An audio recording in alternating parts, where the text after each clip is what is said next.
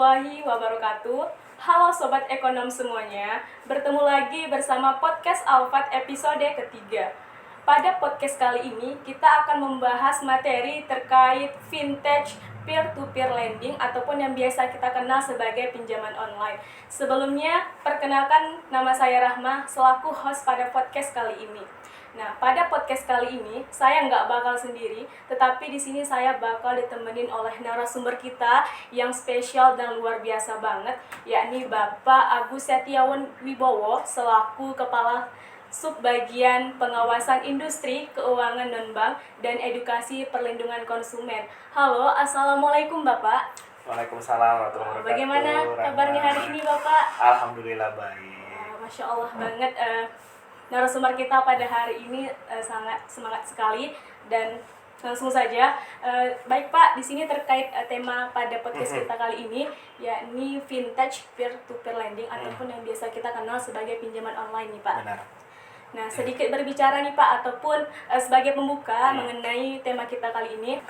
Sebagaimana kita ketahui bahwasannya vintage ini Pak merupakan salah satu bentuk inovasi transaksi di dalam jasa keuangan nih Pak. Nah, mungkin salah satu faktor yang menyebabkan perkembangan ini adalah kondisi pandemi yang pernah dilanda oleh Indonesia nih Pak. Benar. Nah, kondisi pandemi ini mendorong banyaknya munculnya transaksi perubahan di dalam jasa transaksi keuangan nih Pak.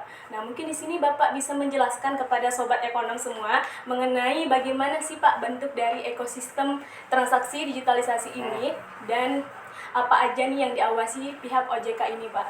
Oke, baik Mbak Rahma. Ya, Jadi Pak. gini, sebenarnya dampak dari pandemi ini tidak semuanya berdampak buruk.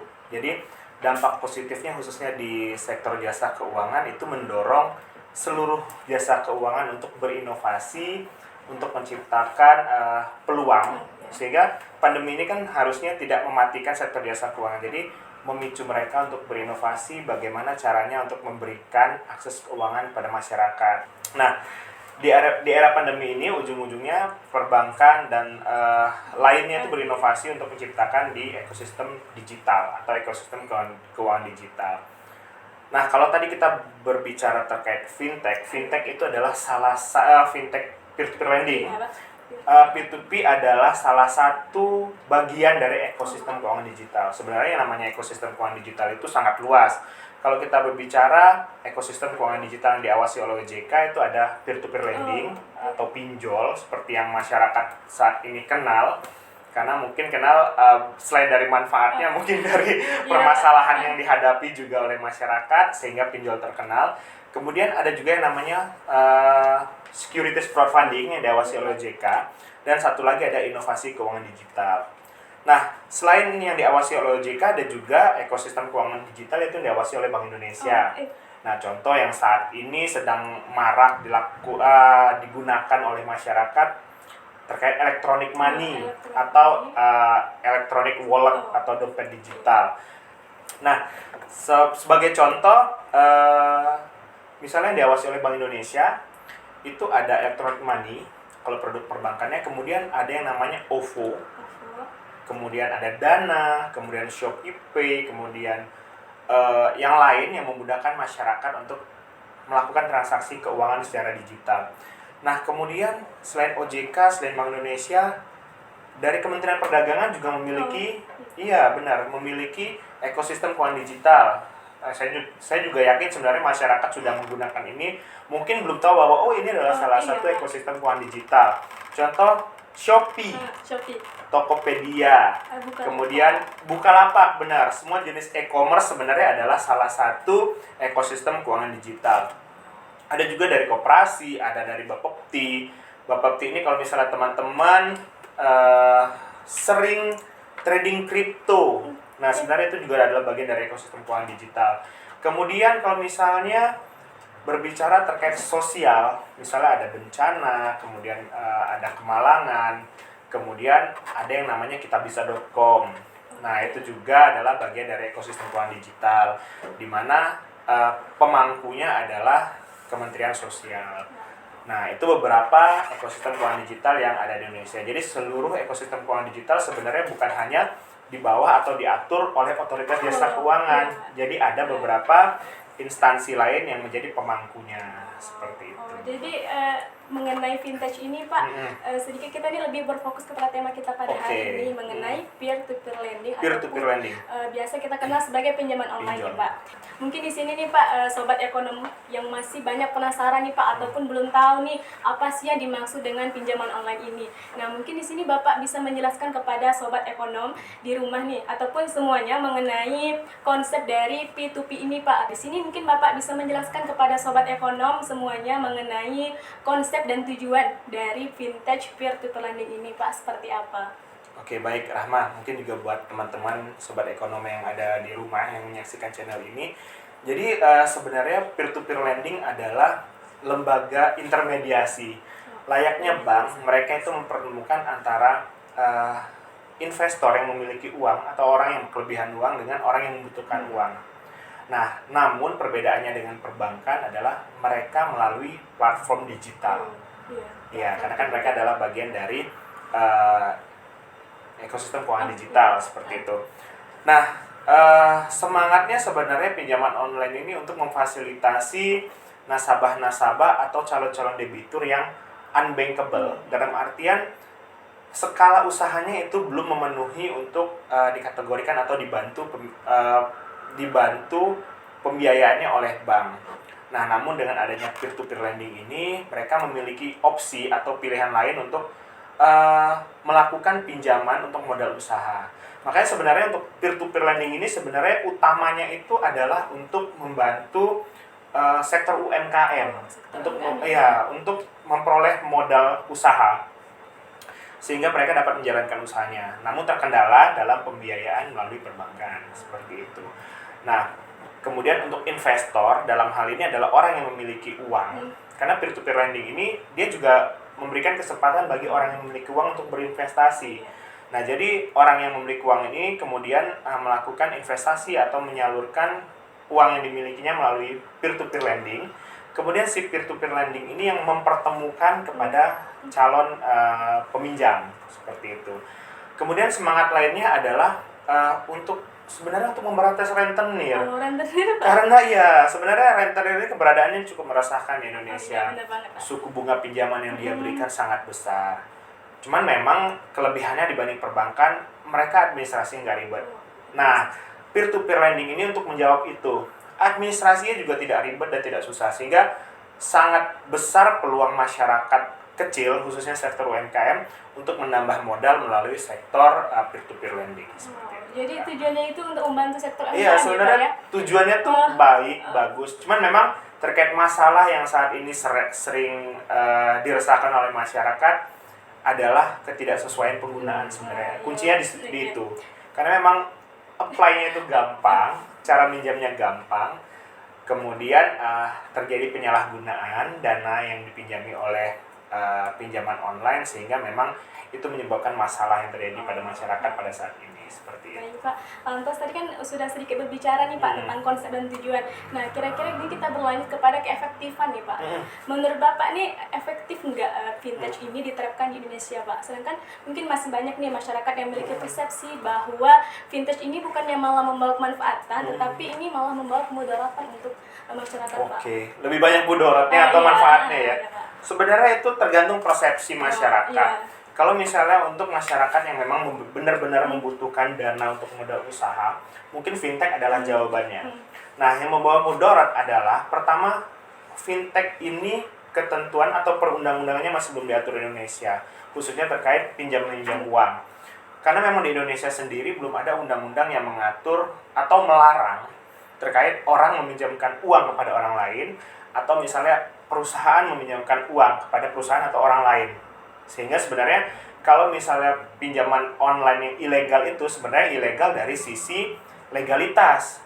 Kemudian prakteknya mereka tidak ada yang dilanggar karena memang tidak ada undang-undang yang mengatur itu. Nah, namun kenapa kemudian menjadi masalah? Karena pertama tadi yang saya sebutkan adanya penyalahgunaan tujuan dari dipinjamin uang oleh si pinjol tadi. Kalau misalnya digunakan untuk kepentingan produktif, saya yakin memiliki manfaat. Karena uang itu digunakan sebagai modal, kemudian berputar dan menghasilkan keuntungan. Nah, kenapa kalau persepsinya untuk lebih ke mudorot? Karena memang proses peminjamannya gampang, cepat, dan penyalahgunaan oleh si peminjam. Sehingga ujung-ujungnya pada saat jatuh tempo, tidak mampu untuk melakukan pengembalian, akhirnya merasa diteror, kemudian merasa diancam, merasa bahkan kadang ada pencemaran nama baik. Nah, seperti itu. Mungkin itu mudorotnya. Kalau kita perspektifnya adalah memang digunakan untuk usaha, saya yakin itu adalah manfaat sebenarnya bagi si pengguna. Baik, Pak. Lantas nih Pak, tadi kan sudah berbicara sedikit tentang pemudoratan ataupun keefektifan nih. Tadi Pak, Bapak sudah menjelaskan mengenai ini ada kayak oknum nih yang mengambil kesempatan nih Pak untuk melakukan kecurangan. Nah, di sini kita sedikit membahas Pak mengenai pinjaman online ini terbagi ada dua nih Pak. Yang pertama ada pinjaman online yang ilegal dan pinjaman online yang legal. Nah, sebagaimana kita ketahui bahwasanya pinjaman online yang legal ini merupakan pinjaman online yang diawasi oleh pihak OJK nih Pak. Nah, mungkin di sini sedikit kayak pengetahuan nih Pak untuk sobat ekonom mengenai perbedaan dari kedua jenis ini Pak. Oke. Jadi kita membedakan antara yang mana pinjaman online yang legal, yang mana pinjaman online ilegal. Kalau yang legal jelas terdaftar dan diawasi oleh OJK, dan ini teman-teman bisa ngecek di website OJK, ojk.go.id. Atau kalau misalnya mau googling, nanti keywordnya fintech OJK. Nanti silakan cari daftar fintech yang terbaru, karena ini juga update nanti setiap bulannya. Nah, kemudian kalau yang ilegal tentu tidak ada daftar tersebut, seperti itu kan. Kemudian ciri-ciri lain perbandingan antara yang legal dan ilegal, pertama dari suku bunga yang diterapkan. Kalau OJK itu mengatur suku bunga itu 0,8% per hari, atau maksimal kalau misalnya nanti ada denda, kemudian ada biaya-biaya yang lain, itu maksimal pokoknya 100% dari jumlah pinjaman.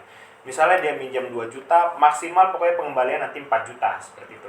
Sedangkan yang ilegal ini tanpa batas. Tanpa batas dan suku bunganya sangat tinggi. Nah, itu yang sering menjadi masalah pada saat masyarakat mungkin memang berniat baik tapi salah pinjamnya di pinjaman online ilegal, tapi pada saat jatuh tempo pas mau bayar, wah ternyata besar sekali, akhirnya menyulitkan. Yang kedua, terkait pengurus, kemudian susunan organisasi perusahaan itu tidak jelas. Kalau yang legal itu jelas kan, ada direksinya, kemudian ada pemilik, komisaris, kemudian susunan pejabat-pejabatnya juga lengkap. Alamat kantor juga jelas kalau yang legal. Yang ilegal ya nggak jelas, nggak tahu. Apalagi ini adalah berbasis digital kan, jadi kita nggak bisa ngecek kira-kira ini kantornya di mana. Kemudian dari akses, nah ini yang jadi masalah nih, sering banget jadi masalah akses terhadap telepon. Kalau yang legal itu yang diperkenankan oleh OJK terkait kamera, akses kamera, kemudian akses mikrofon, mungkin buat ngerekam sebagai salah satu bukti transaksi atau legalitas transaksi melalui rekaman. Kemudian lokasi. Jadi kalau biasanya kami singkat itu dari OJK camilan. Kamera, mikrofon, dan location. Nah, sedangkan yang ilegal itu seluruh akses di handphone itu dapat diakses oleh mereka. Nah, mungkin teman-teman di sini banyak yang menginstal mungkin aplikasi, karena memang terkait fintech yang ilegal pun aplikasinya banyak. Kemudian pada saat kita install, ada mungkin secara tidak sadar izin lokasi, izin yang lain-lain, bahkan izin gambar, izin video itu kita izinkan. Nah, itu yang menjadi suatu masalah pada saat nanti terjadi hambatan dalam melakukan pembayaran di fintech ilegal tadi. Ujung-ujungnya mereka dapat mengirimkan mungkin belas informasi ini kepada seluruh kontak yang ada di handphone kita. Bahkan mereka dapat mengakses video atau foto pribadi kita yang sebenarnya bukan konsumsi masyarakat umum, itu dapat disebarkan mereka sebagai ancaman. Jadi ancaman itu yang dapat digunakan mereka untuk menekan atau meminta secara paksa kepada si debitur tadi untuk membayar kewajibannya. Seperti itu. Itu mungkin beberapa yang umum sebenarnya perbedaan antara yang legal dan ilegal. Gitu. Jadi tadi perbedaan itu Pak dari segi struktur organisasi, kemudian segi akses serta bunga ya Pak, suku bunga yang bunga yang jelas itu sangat besar karena memang tidak diatur. Kalau misalnya diatur oleh OJK kan memang diatur 0,8% per hari. Baik Pak, lantas. Nah, jika ada nggak kewenangan yang dilakukan oleh pihak OJK nih Pak terkait pelaku yang melakukan pinjaman online yang ilegal ini Pak? Pelaku dalam artian dari pelaku melakukan- pinjaman online yang ilegalnya, Iya, yang melakukan penipuan, Pak. yang melakukan yang penipuan. Sebenarnya kewenangan OJK terkait pelaku oknum lah, bisa kita oknum, bilang ya. oknum dari pinjaman online ilegal ini sebenarnya terbatas. Karena memang kami memiliki wewenang penuh terhadap industri jasa keuangan yang kami atur dan kami awasi. Dalam hal ini pinjaman online yang legal, seperti itu.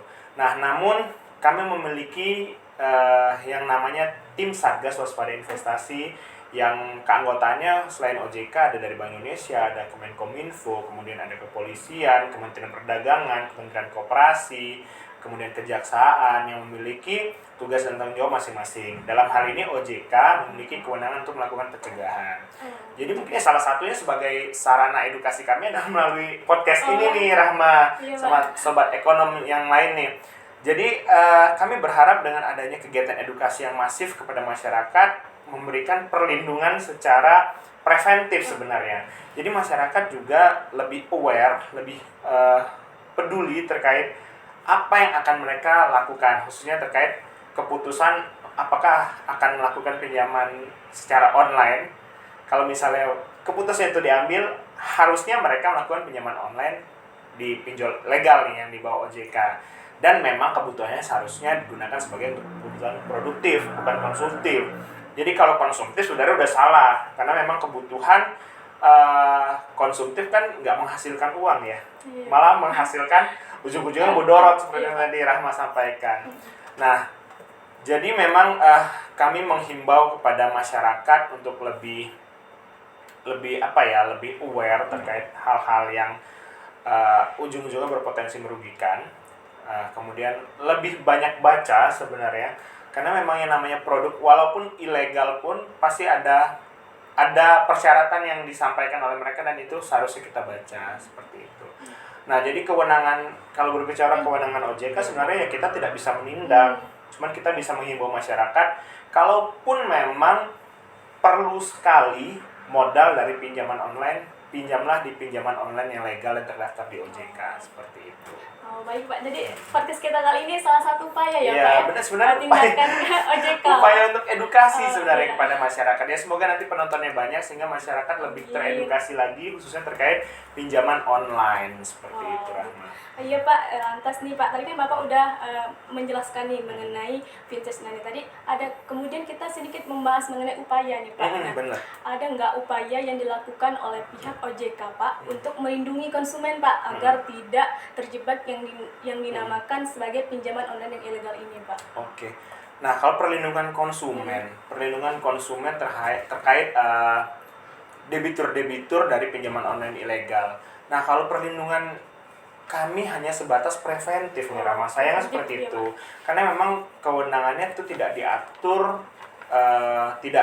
secara detail seperti itu. Nah, namun terkait perlindungan konsumen terhadap debitur-debitur yang meminjam di pinjol yang legal, bahkan kami pun bisa memberikan sanksi terberat gitu. Sanksi teringan mungkin kan surat peringatan. Iya, surat peringatan. Kemudian mungkin denda seperti itu. Nah, sanksi terberatnya adalah pencabutan izin usaha. Nah, itu yang ditakutkan oleh perusahaan-perusahaan pinjaman online yang legal.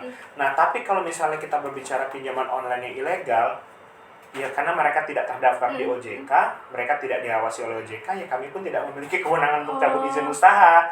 Nah, itu yang menyulitkan kami untuk melakukan perlindungan konsumen terhadap nasabah-nasabah atau debitur-debitur dari pinjaman online yang ilegal.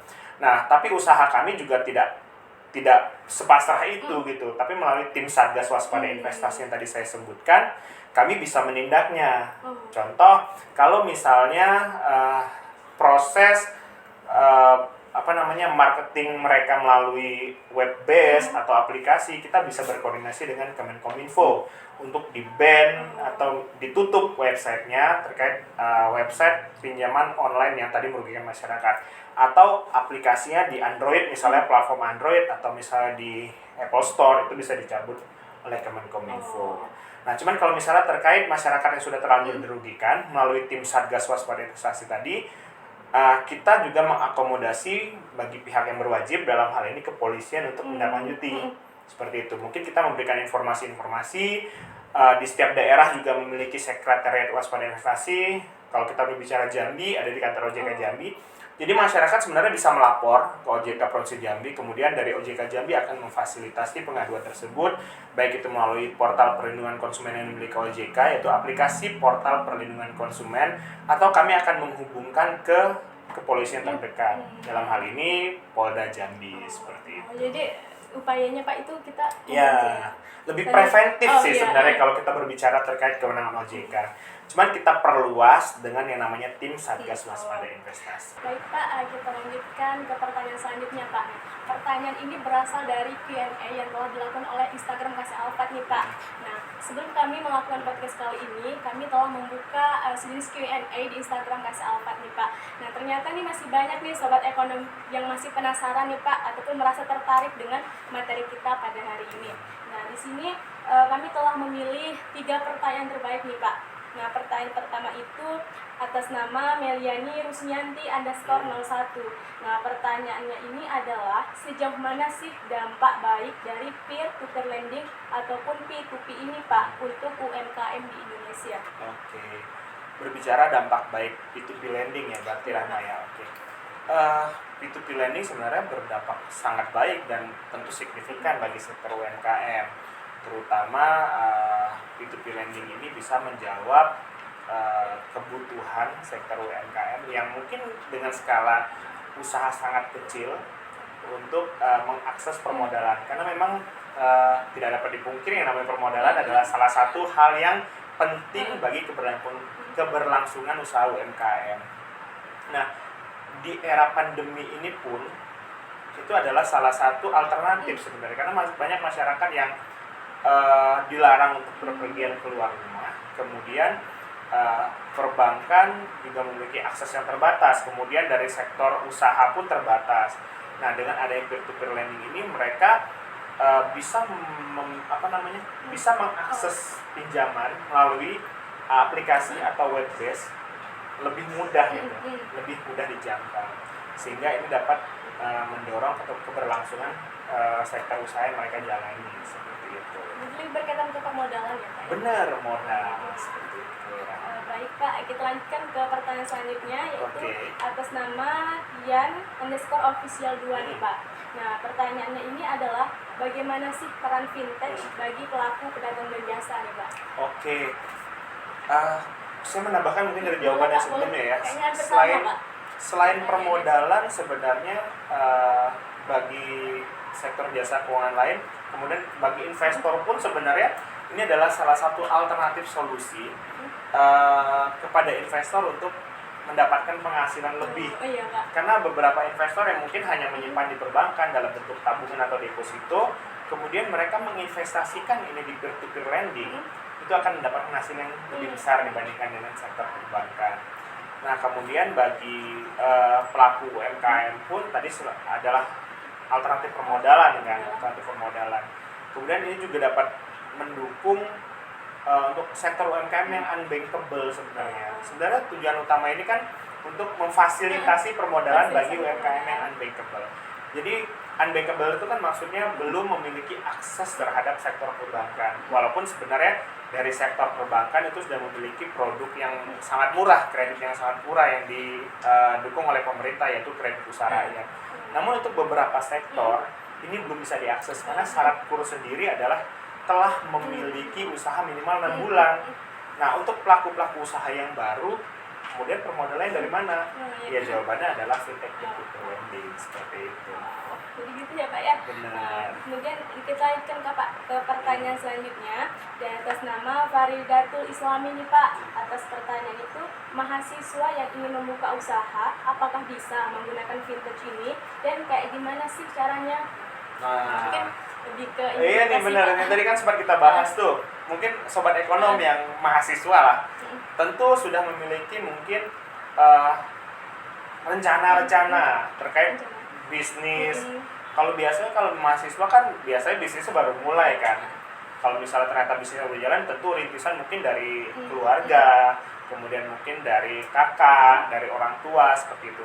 Nah, untuk sobat ekonomi yang mungkin baru ada rencana mau mulai bisnis UMKM gitu, mungkin di kampus dagang mungkin seperti itu kan, atau misalnya ada perusahaan-perusahaan rintisan lain, kemudian boleh nggak melakukan pinjaman di peer-to-peer lending? Jawabannya boleh banget teman-teman. Jadi caranya seperti apa? Pertama, tentu harus pinjam di pinjaman online yang legal. Caranya ngecek seperti apa? Tinggal googling nanti fintech OJK, nanti boleh dilihat dari rilis yang terbaru. Atau bisa mengakses ke ojk.go.id. Nanti teman-teman di sana bisa lihat daftar perusahaan fintech yang terdaftar di OJK itu apa saja.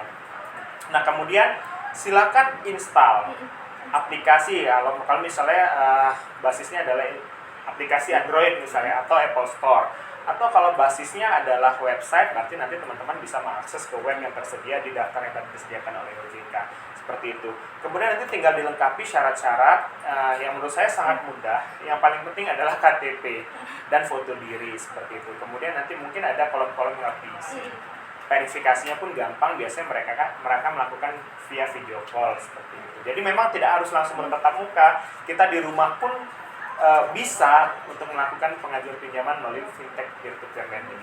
Berarti sangat mudah ya Pak ya untuk menggunakan fintech ini.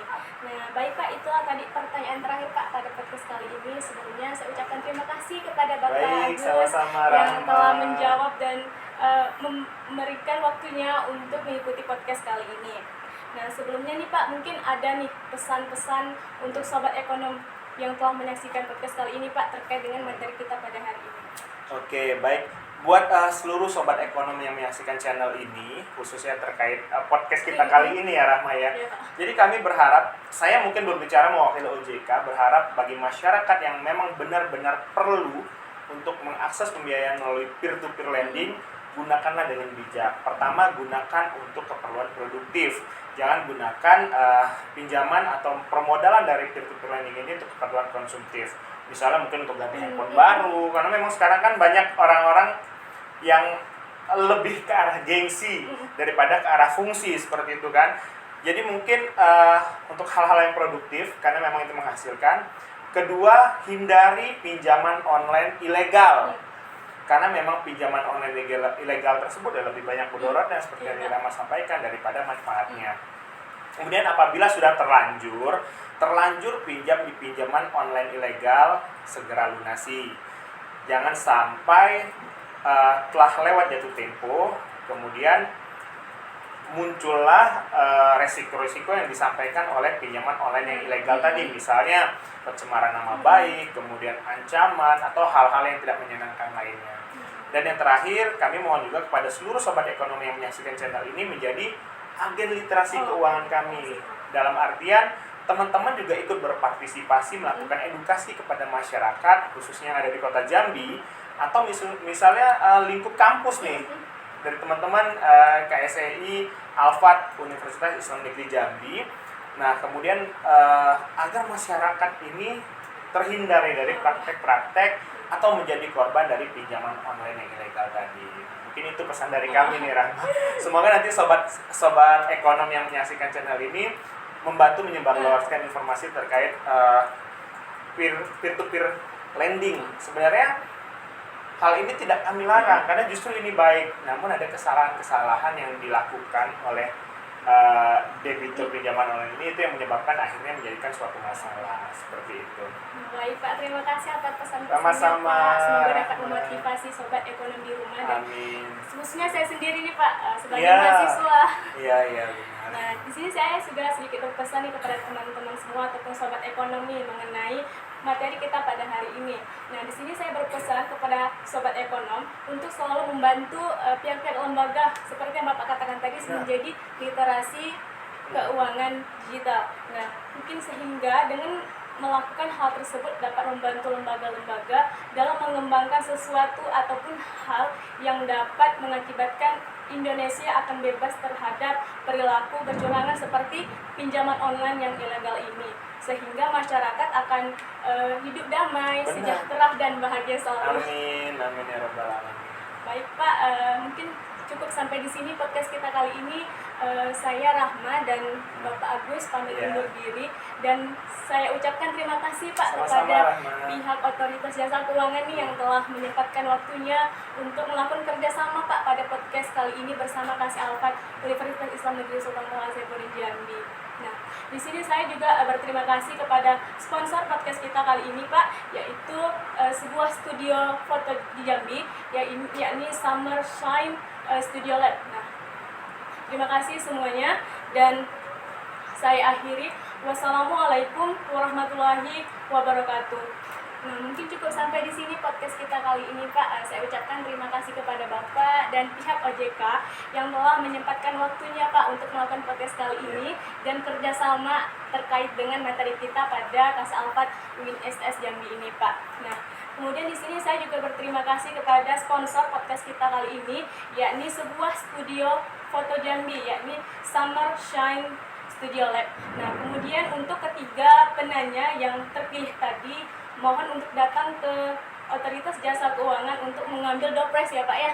Alhamdulillah, Masya Allah. Dan Sobat Ekonom Rabbani semuanya, di sini saya memohon maaf apabila ada kesalahan kata maupun perilaku yang kurang menyenangkan, dan semoga kita dapat bertemu kembali, Pak, di lain waktu. Siapa? Mohon maaf apabila ada kesalahan kata maupun perilaku pada podcast kali ini, dan selamat bertemu kembali pada podcast Alfat selanjutnya. Jangan lupa di like, comment, share, dan subscribe, serta podcast kali ini dapat kita dengarkan di Spotify Alfat. Nah, saya akhiri. Wassalamualaikum warahmatullahi wabarakatuh. Kasih Alfat, insani cerdas, berhati ikhlas. Bye-bye semuanya.